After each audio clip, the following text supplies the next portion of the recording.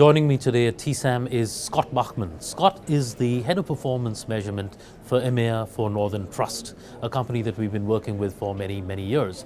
Scott, thank you very much for joining. My absolute pleasure. So my first question to you, Scott, is can you give me a little outline about what you do within Northern Trust and your team? I believe you look after a large team as well. Absolutely. The main thing I look after is the outsourced asset management clients, whether that's using our fund accounting or our outsourcing book of record. I also look after the client servicing elements of post-trade compliance and investment risk. The majority of my role is very client-facing. I do a lot of client interaction and a lot of business development. So that's really my next question. So with all this client interaction in your client-facing role, do you see some trends emerging with clients or in the industry in general?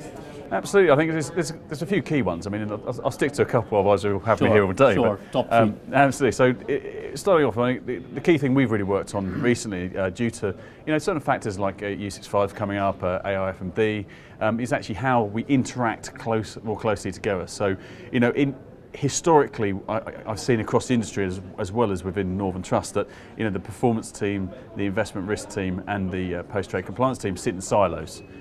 Even though we utilise the same book of record, we'll have different checks in place, and we'll have different ways of digesting the data and pushing it out to our clients.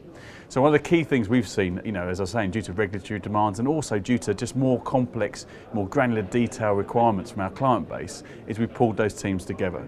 So it's working well in the fact that, for regulatory requirements, we're having to sort of work more closely together. So we have the performance piece, the compliance and the risk piece all working closely together. So we're checking one another's returns and making sure the teams sit closely together and work very closely together. But it also means from an output perspective, our clients can see, the bridging of the gaps as opposed to there being voids and, that performance number doesn't line up with that, risk number and so on. It's actually bringing everything together in more unison. As I was saying, one of the key things we've got there is actually where there's demands in the market and our clients are asking for more granular, more detailed data, not just from performance. You're not talking about just stock level attribution, whether it's equity or multi-asset or fixed income. We're now looking at, let's look at our liquidity. How does that pull together? How do we now model all these details together to give a more robust picture to our client base? I can see how that works. And what are the main challenges that they're facing that's prompted you to get teams together like this? What are the challenges you're seeing out there? Well, yes, internally some of the challenges we've had is, the team sitting in silos. It's across the industry. There's always been an age-old question about should the risk team and should the performance team sit together. In some houses they do, but in the majority I've seen across the board, we don't. We sit in silos. So one of the things we've looked at is actually how do we pull this together. The other thing we've looked at, as well as across the board with different regulatory requirements on different parts of the business, how do we pull that together? How do we actually say, well, we're doing the same job but in slightly different siloed areas across the organisation by having a centre of experts within our investment risk and analytical teams. We sit there there's a large team sitting globally. There's in excess of 300 professionals at Northern Trust in that department alone. But then outside of that, that expertise centre, if you like, we then have pots and silos of teams doing similar roles.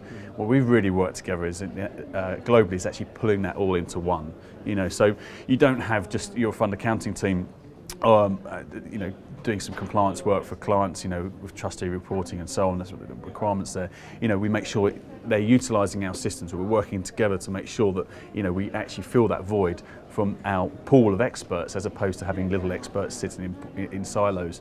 And I think that's a big trend as well. In the industry is actually this pooling of talent and being, centralising it, as opposed to people working off in their own little worlds and doing their own little thing. It means that, in my view, it means that we're not only just bringing that expertise together, but we would look for the next steps.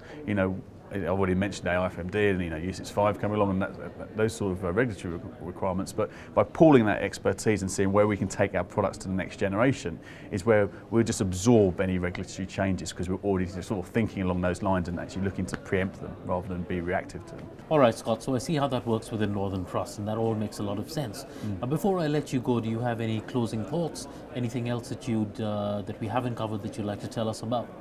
Absolutely. I think it's more the same sort of vein of the stuff I've talked to you about already. But the closing thought would be, the industry is becoming more and more data hungry. We're getting more detail. We want to, move forward. you know, and also, you know, I think it's very important for us to, you know, utilise events such as, you know, TSAM and work closely with our peers that come to these events, because, you know, we're so used to sort of seeing clients or sitting, you know, with our peers in the office, but then it's nice to see, you know, experienced professionals that turn up to these events where we can actually sort of interact, change it, you know, exchange ideas and, you know, and question one another about what's happening. And I think it's really, you know, for me, this morning already I've spent quite a lot of time with some peers, and it's been really important because I haven't seen them for a while, and I'm just finding out about what they're doing and how they're going around solutionising issues, and I think it's very important. That's it. Yes, the whole learning and the peer-to-peer networking is really what this thing is. What this is all about. And this is what I keep telling presenters as well and people in the audiences. You get as much from the presentations as you get from the roundtable discussions. Just spend time talking to your peers and benchmarking. Absolutely, and it is, you know, lunch or the coffee breaks or have you order drinks afterwards. You know, I think it's very important. You know, everyone can get together and relax. You know, you're not on show. You can just, you know, talk to one another and understand what's actually going on. And I think it's very important. It's a key part of why I've attended for a number of years. Excellent, Scott. Thank you so much for joining us. Absolute pleasure. Nice Thank to meet you.